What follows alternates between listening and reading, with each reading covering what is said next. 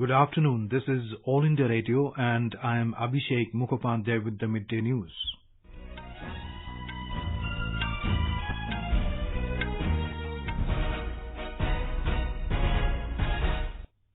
The headlines. Bombay High Court upholds constitutional validity of death penalty for repeat rape offenders.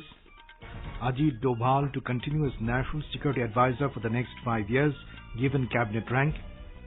Defence Minister Rajnath Singh visits Siachen Glacier to review the security situation. Union Ministers Dr Harsh Vardhan, Ravi Shankar Prasad, Smriti Irani and Arjun Munda take charge of the respective ministries. Delhi court allows Robert Vadra to travel to USA and the Netherlands for 6 weeks, denies permission to go to UK. And in ICC Men's Cricket World Cup, local favourite England to take on Pakistan in Nottingham.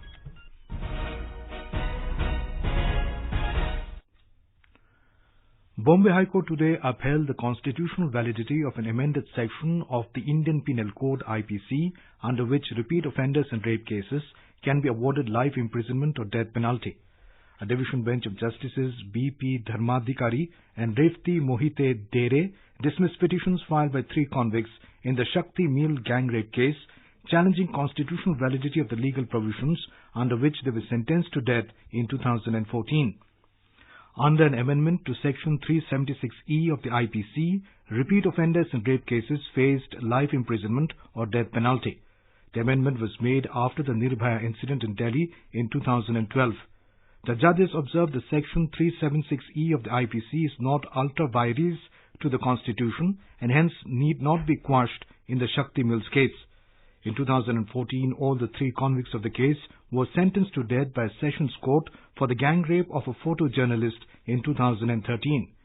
Same year, the 3 were also convicted for raping a call center employee. Both the instances of gang rape has taken place in the Shakti Mills compound in Mumbai. The Supreme Court today granted 3 months' time to the CBI to complete its probe, including into the murder aspect in the Muzaffarpur shelter home case. A vacation bench comprising Justices Indu Malhotra and M.R. Shah directed the CBI to also investigate allegations of unnatural sexual assault under Section 377 of the Indian Penal Code and probe video recordings of the assault on girls at the shelter home. The bench asked the probe agency to also investigate the role of outsiders who were involved and facilitated sexual assault of inmates after administering them intoxicants. The Apex Court directed CBI to submit its report before it within 3 months in the case. A Delhi court today allowed Robert Vadra to travel abroad for 6 weeks. Special Judge Arvind Kumar allowed him to travel to USA and the Netherlands for 6 weeks and asked him to submit his travel schedule. The court, however, did not allow Vadra to go to London. Mr. Vadra is facing allegations of money laundering in purchase of a property in London worth £1.9 million.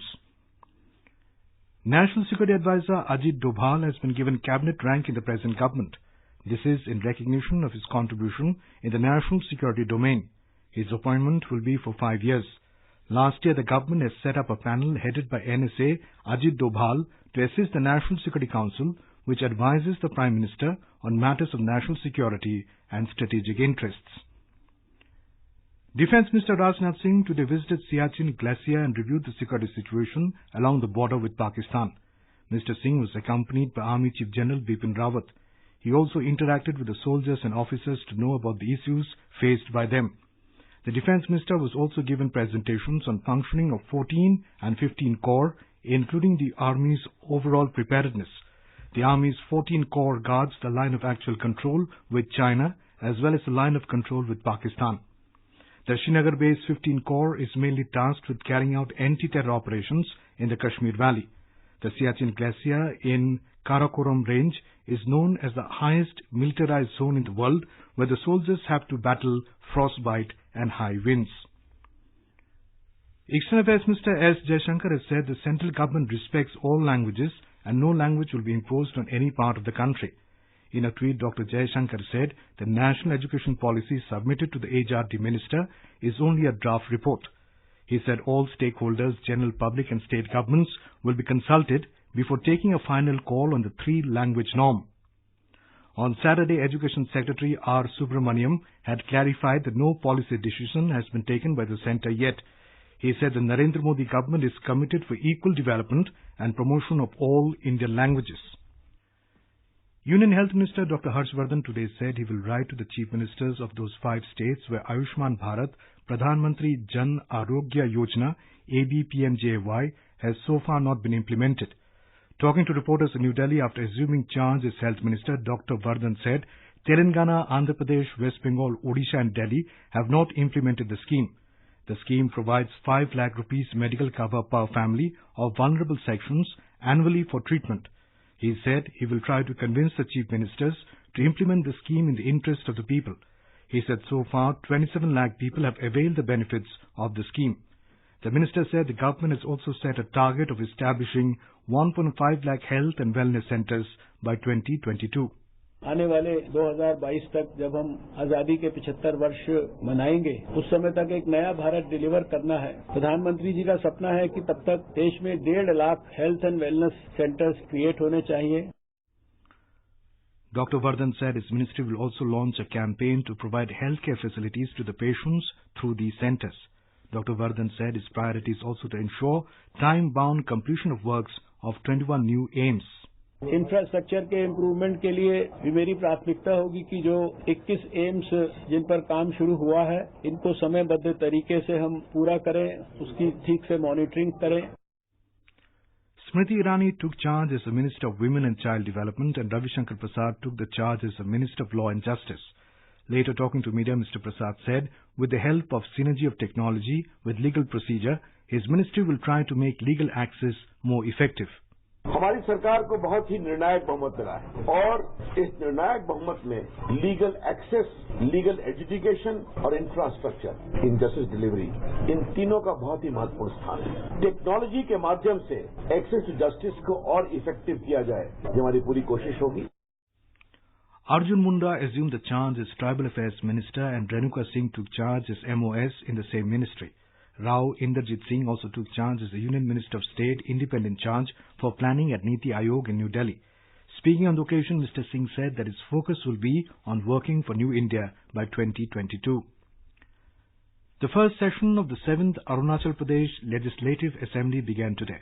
On the first day of the 2-day session, Pro-Tem Speaker Posum Khimhun administered the oath of office to the newly elected legislators of the Assembly. The Speaker adjourned the House for the day soon after the oath-taking was over.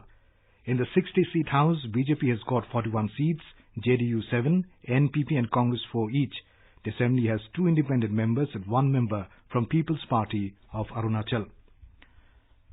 Delhi Chief Minister Arvind Kejriwal has announced free travel for women in public transport to improve safety and accessibility. Addressing media in New Delhi, Mr. Kejriwal said women will be allowed to travel free of cost on all DTC buses, cluster buses and metro trains. Delhi में female workforce participation is much less. हम उम्मीद करते हैं कि इस step के बाद महिलाओं का जब ट्रैवल फ्री हो जाएगा तो ज्यादा से ज्यादा महिलाएं काम पे निकलने के लिए प्रोत्साहित होंगी। Delhi Chief Minister said he has given 1 week time to officials to make a detailed proposal for both DTC and metro train on how and when it can be implemented. Mr. Kejriwal said the government is also seeking suggestions from people how to implement it. He also announced installation of CCTV cameras in the city from the 8th of June. Delhi BJP leader Vijender Gupta has termed the Delhi Chief Minister's announcement of free travel for women commuters in metro and DTC buses as an election stunt. Talking to AIR News, Mr. Gupta said this has been done to divert the attention of public from the main issues as the city government has failed to address their problems. Delhi सरकार metro में महिलाओं के free सेवा की बात जो कर रहे हैं वो चुनावी स्टंट है, क्योंकि 6 महीने में लागू करने की बात कर रहे हैं और 6 महीने का अर्थ ये है कि चुनाव आचार संहिता लागू हो जाएगी। वास्तविकता तो ये है कि ये सिर्फ चुनावी हथकंडे हैं। कुल मिलाकर के लोगों का ध्यान मुख्य मुद्दों से हटाने के लिए वो बिना किसी मांग के इस तरह की बात कर रहे हैं। In Uttar Pradesh, Chief Minister Yogi Adityanath flagged off 3 women bikers in Lucknow today who have embarked on a 25,000-kilometer long journey covering 25 nations to spread awareness on the Beti Bachao, Beti Padhao campaign and women empowerment. A report. Led by Dr. Sarika Mehta from Surat, Gujarat, the three-member squad will complete its travel of more than 25,000 kilometers in almost 3 months, and the journey will end in Spain on 15th of August, the Independence Day. During this 3-month-long biking trip, the squad will travel through 25 countries of 3 continents, Asia, Europe, and Africa. Flagging off the biking queens, CM Yogi Adityanath said that the trip will raise issue of respect to women and create awareness regarding Beti Bachao, Beti Padhao campaign. Earlier, Biking Queens Squad has completed 10,000 kilometers long trip covering 10 nations in 2017. Sushil Chandra Tiwari, AIR News, Lucknow. The Met Department has forecast a decrease in the severity of the heat wave in parts of North India from today. In a tweet, the Met Office said due to easterly winds at lower levels, the severity of heat wave is likely to decrease over Punjab, Haryana, Chandigarh and Uttar Pradesh. In the national capital, hot and dry weather is likely to prevail today, though a slight relief from the scorching heat is expected in the next 48 hours.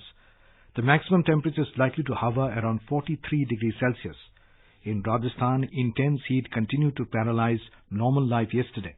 Temperatures varying from 44 degrees to 48 degrees Celsius were recorded in the state. Heavy gunfire has been heard in Sudan's capital, Khartoum, as security forces forcefully moved in to clear a protest camp that has been the central point in the demonstrators' months-long struggle for civilian rule. The Central Committee of Sudanese Doctors, a medical group linked to protesters, said at least 5 people were killed and several wounded in the Monday morning raid, which was still in progress. In a post on Twitter, the Sudanese Professionals Association said the country's ruling Transitional Military Council had assigned a large number of troops to disperse the protest camp. Algeria's Constitutional Council has extended interim President Abdul Qadir Ben Salah's powers yesterday. The presidential elections scheduled next month have been cancelled by the Constitutional Council. The council said that a presidential election would not be held because it had rejected the only 2 candidates' documents who had applied to run for the elections. An acute political crisis broke out in Algeria in February after the then ailing president, Bouteflika, announced his bid to seek a 5th term in the office, triggering a wave of anti-government protests. In the ICC World Cup cricket, England will take on Pakistan at Nottingham today. The match will start at 3 p.m. England had defeated South Africa by 104 runs at the Oval in London on Thursday, while West Indies had defeated Pakistan by 7 wickets at Nottingham next day in the opening game. India will begin the campaign on Wednesday against South Africa, while Bangladesh will now compete with New Zealand on the same day. Africa's fast bowler Lungi Najidi was ruled out of the game against India. Najidi had suffered a left hamstring injury during team's defeat against Bangladesh yesterday and hobbled out of the field bowling only 4 overs. There was, however, some positive news for the Proteas as senior batsman Hashim Amla seems to have recovered from the concussion suffered after being hit in the helmet by Jofra Archer during the tournament opener against England. Top seed Novak Djokovic, Dominic Thiem, Alexander Zverev and Juan Martin Del Potro will eye a French Open quarter-finals berth in the men's singles when they will face the opponent in Paris today. In the women's singles, the 2 women who shook up the field with upset wins on Saturday will look to continue the world-beating form. Sofia Kenin of America, who beat Serena Williams, will seek a quarter-final berth in the first match against the 8th seed Ashley Barty, while Katerina Siniakova, who ousted top-ranked Naomi Osaka in the 3rd round, will look to continue her run against the 14th-seeded Madison Keys. The Sensex at the Bombay Stock Exchange climbed 327 points to trade at 40,041 a short while ago. The Nifty at the National Stock Exchange advanced 98 points to 12,021. At the Forex market, the rupee appreciated 27 paise to 69.42 against the dollar in intraday deals. And now, before we end the bulletin, the headlines once again. Bombay High Court upholds constitutional validity of death penalty for repeat rape offenders. Ajit Doval to continue as National Security Advisor for the next 5 years given cabinet rank. Defence Minister Rajnath Singh visits Siachen Glacier to review the security situation. Union Ministers Dr Harsh Vardhan, Ravi Shankar Prasad, Smriti, Irani and Arjun, Munda take charge of the respective ministries. Delhi court allows Robert Vadra to travel to USA and the Netherlands for 6 weeks, denies permission to go to UK. And in the ICC Men's Cricket World Cup, local favourite England to take on Pakistan in Nottingham. And with that we end the Midday News.